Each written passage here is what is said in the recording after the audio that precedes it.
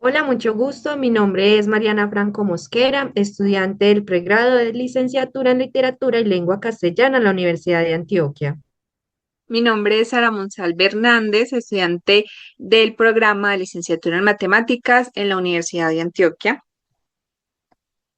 Y yo soy Julián Cifuentes, estudiante del pregrado de licenciatura en Ciencias Sociales de la Universidad de Antioquia.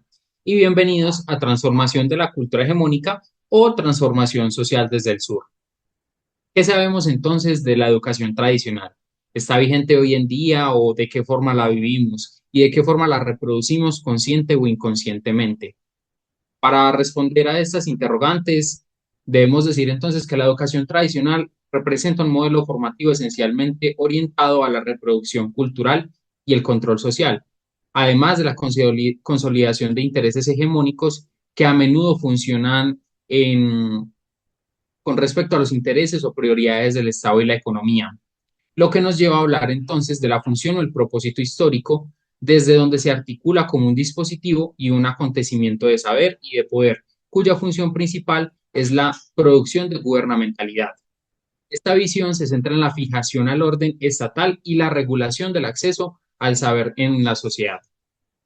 Con relación al control y el poder, según Basil Bernstein, la forma a través de la cual la sociedad selecciona, clasifica, distribuye, transmite y evalúa el conocimiento educativo considerado público es reflejo de la distribución del poder y los principios de control social. Según Michel Foucault, entonces, él va a complementar esta idea señalando que la existencia de una administración del saber y una política del saber, indicando que las relaciones de poder atraviesan el conocimiento y remiten a formas de dominación, como campo, posición, región o territorio.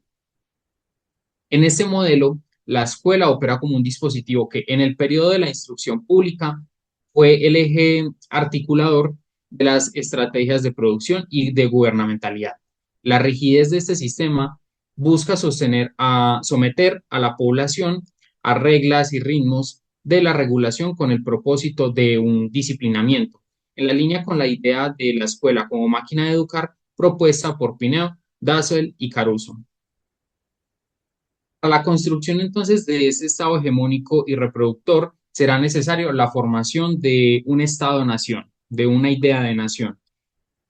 Sabemos entonces que desde finales del siglo XIX hasta mediados del siglo XX en la historia de la educación, perdón, estuvo estrechamente ligada a la historia de la identidad nacional, a la construcción de una identidad nacional.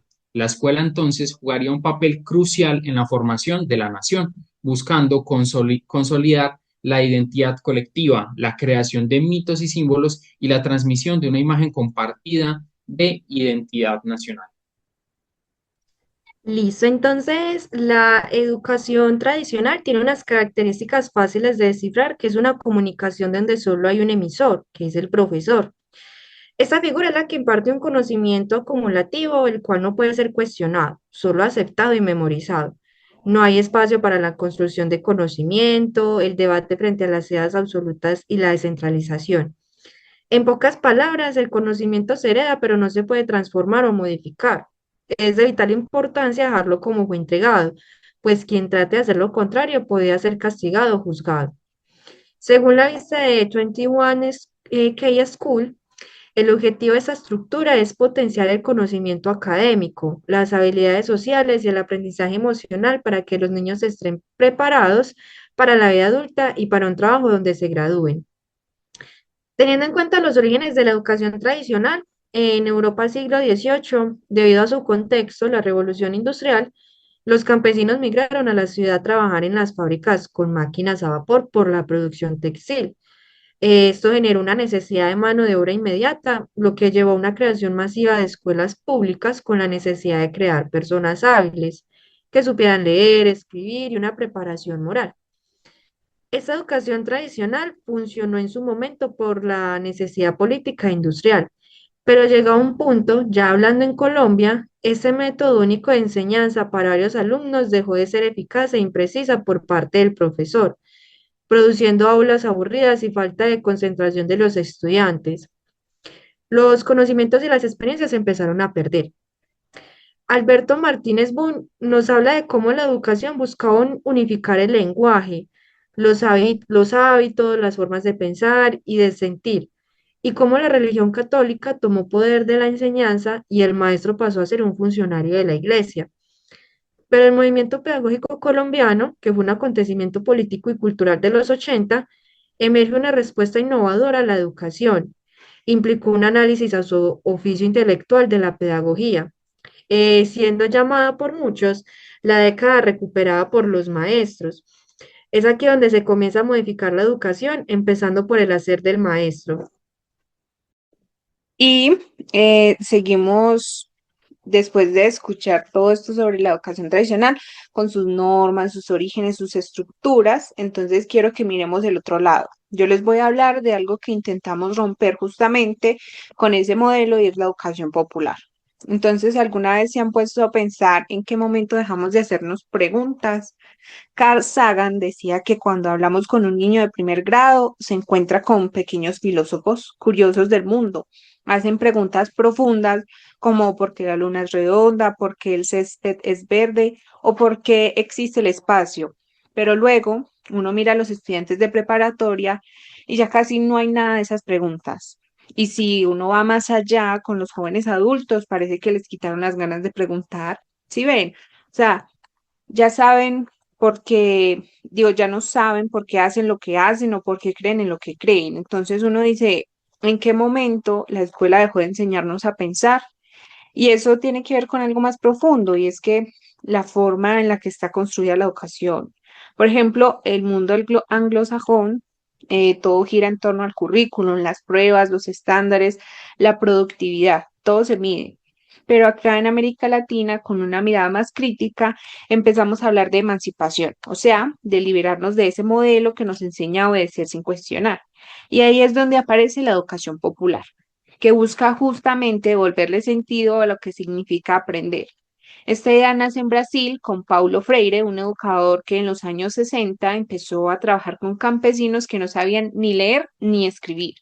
Brasil en esa época era un país con mucha desigualdad, dictaduras y censura, y la educación era casi un privilegio. Entonces Freire dijo, bueno, la alfabetización no puede ser solo leer, tiene que ser leer el mundo. En su libro más conocido, Pedagogía del Oprimido de 1968, él critica eso, lo que llama la educación bancaria, o sea, cuando el profe trata al estudiante como una alcancía vacía donde se depositan conocimientos y propone algo distinto, una educación dialógica, basada en la conversación, el pensamiento y la conciencia crítica. Entonces Freire decía algo muy bonito y es nadie educa a nadie. Los hombres se educan entre sí con la mediación del mundo. Y con eso quería decir, pues, que todos tenemos saberes, que aprender no es una relación de poder, sino de intercambio. Entonces, la educación popular busca darle voz a quienes históricamente no la han tenido, que son los campesinos, los obreros, las mujeres, comunidades indígenas, jóvenes de sectores marginados. Y ojo, popular no significa masiva ni simple, significa del pueblo, de los que fueron excluidos por el poder económico, político o cultural. Porque claro, siempre hay élites que definen qué se enseña, cómo se enseña y para quién se enseña. En Colombia, por ejemplo, Orlando Falsborda habló de la investigación acción participativa, que básicamente consiste en que la comunidad misma produce conocimiento, no solo lo recibe. Esa es la misma lógica de Freire, que la educación no es solo instrucción, es transformación. Y ahí entra algo claro, chicos, y es el pensamiento crítico, porque la educación popular pues no existe sin pensamiento crítico. Su objetivo no es repetir lo que otros dicen, sino entender la realidad para transformarla. O sea, pensar en el contexto, en las causas y en las consecuencias de lo que vivimos. Freire lo decía clarito, y es que enseñar no es transferir información, sino crear condiciones para que las personas piensen por sí mismas. Pero claro, pues eso no le gustó a todo el mundo. Freire fue muy criticado, sobre todo por sectores conservadores y gobiernos de derecha, que decían que él usaba la educación con fines políticos. Y sí, tuvo un papel político, fue secretario de Educación en Sao Paulo, donde impulsó programas de alfabetización y participación ciudadana. Pero más que un político, Freire fue un educador que creía que la escuela debía servir para liberar, no para domesticar. Y miren, aunque eso fue hace décadas, la educación popular sigue siendo vigente. Nos recuerda que educar no es solo formar gente útil, sino personas conscientes y que esa muerte de la curiosidad de la que habla Sagan no es natural. Es producto de un sistema que nos enseñó a memorizar antes que pensar. Por eso, chicos, recuperar la educación popular es también recuperar las ganas de preguntar, de dudar, de imaginar. Bueno, en conclusión, la disputa entre la educación tradicional, prescriptiva, y la educación popular crítica refleja una lucha más amplia por la hegemonía cultural y la gubernamentalidad. Mientras que del lado tradicional, siguiendo el academicismo, prioriza la transmisión de un cuerpo de conocimiento formalizado y la eficiencia técnica para crear sujetos funcionales al orden económico, es decir, la racionalidad instrumental. El lado popular y crítico, abanderado por autores como Paulo Freire y los teóricos decoloniales como Mignolo o de Sousa Santos, busca la transformación de subjetividades de una praxis crítica emancipadora. Esto se logra articulando a las escuelas con los problemas reales de la comunidad, utilizando precisamente la historia y los saberes del sur como una base para la resistencia y la transformación social desde abajo.